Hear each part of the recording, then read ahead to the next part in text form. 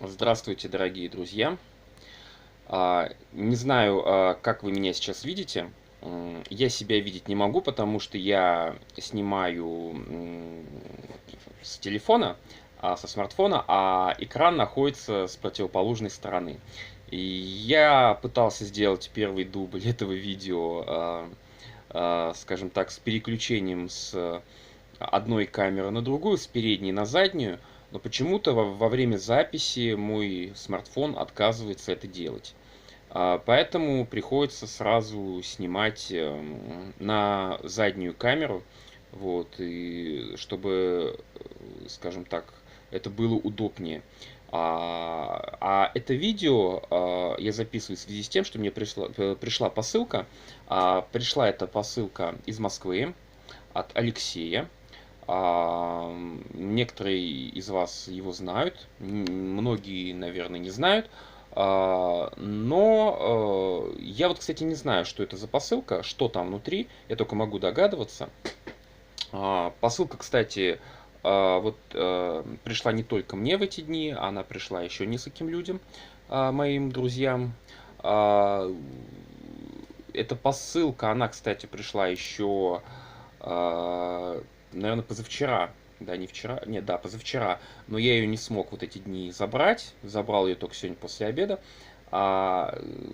Вообще, вскрытие посылок я не снимаю обычно такие видео, хотя были, скажем так, попытки. Я думал, а не снять ли мне такое видео. Посылок мне периодически приходит достаточно много. Но я снял до этого видео только одну, одну видеозапись, где я вскрывал посылку. Это было где-то полгода назад, кажется, в апреле. Тогда мне прислали диск. Это видео у меня до сих пор висит на странице. Вот сейчас я сниму второе вскрытие посылок. Ну, вообще, как открывают посылки, вот, видео такого рода среди блогеров э, были популярны где-то, ну, даже, наверное, год, 2 года назад, 3 года назад это было актуально. Тогда все это снимали, даже известные блогеры. Ну, некоторые грешат этим и сейчас, получают посылки, их вскрывают чуть ли не каждый день, особенно заказывая что-то на Алиэкспрессе там, или на других платформах. Вот. Но я тогда решил не идти тем же путем, что и все. Вот. Я вообще не люблю идти за толпой, поэтому я решил снять видео вскрытия посылки тогда, когда это уже не так модно и актуально. Вот в этом весь я. Ну что ж, попробуем вскрыть посылку. Итак, вот наконец-то я вижу теперь, что я снимаю, потому что я повернул камеру. Вот такая посылка. Ну, что тут можно сказать? Посылка достаточно легкая. Вот. Итак, попробуем вскрыть ее. Интересно, что там находится. Вообще, конечно, неудобно держать, неудобно держать телефон одной рукой, а другой снимать. Я вот даже не знаю, как мне его поставить, чтобы мне это снять. Вот даже не знаю, потому что пытаясь держать телефон, я не могу открыть посылку, вскрыть ее. Вообще пытаюсь его поставить пока хотя бы так. Вот. Вот, по крайней мере, чтобы было видно, что я делаю. Вот когда я ее вскрою, я возьму опять камеру в руки. Так.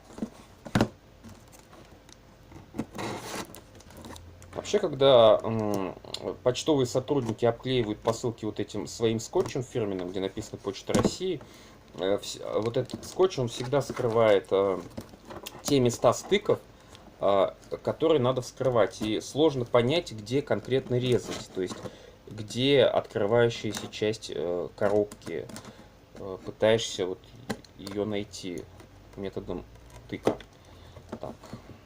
Ну, почти половину я вскрыл. Сейчас попробую еще. Так. Ну, вроде да, скотч я отрезал. Итак, беру опять телефон в руки. О, уже 5 минут я снимаю.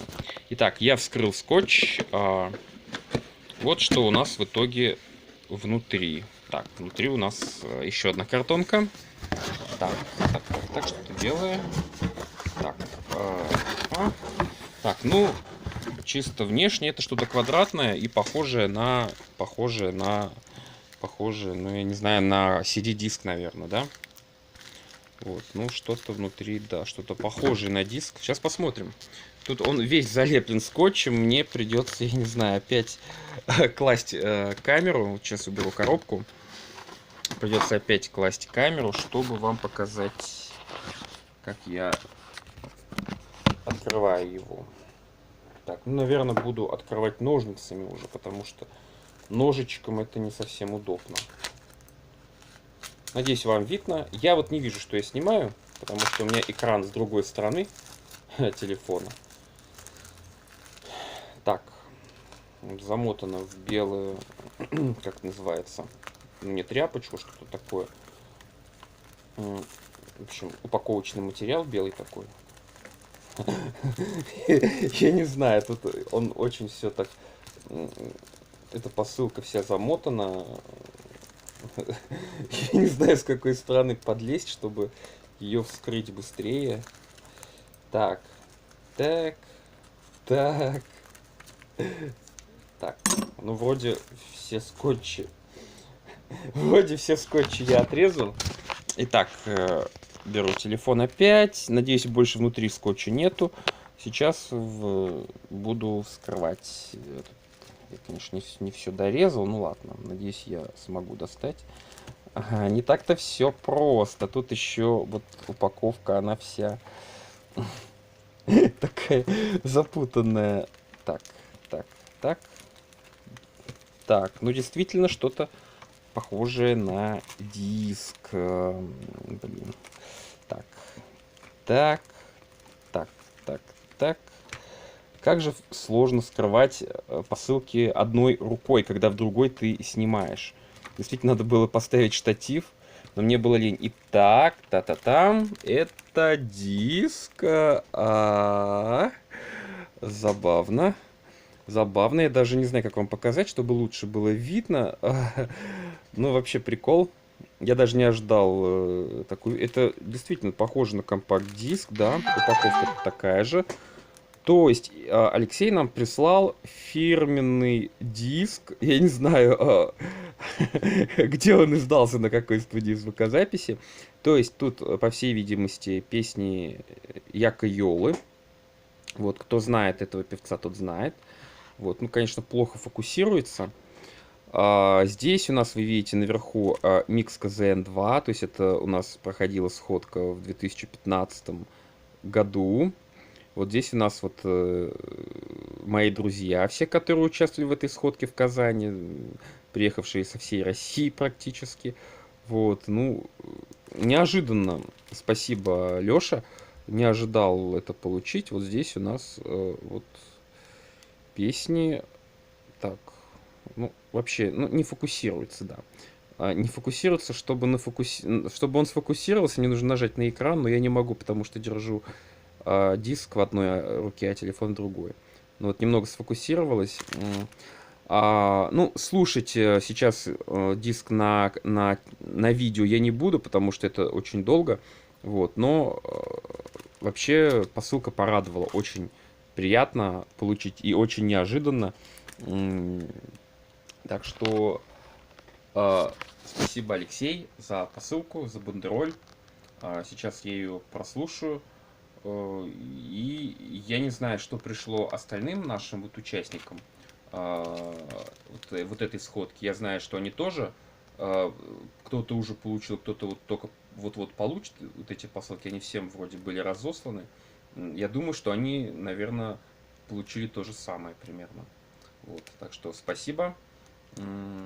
До следующих вскрытий посылок.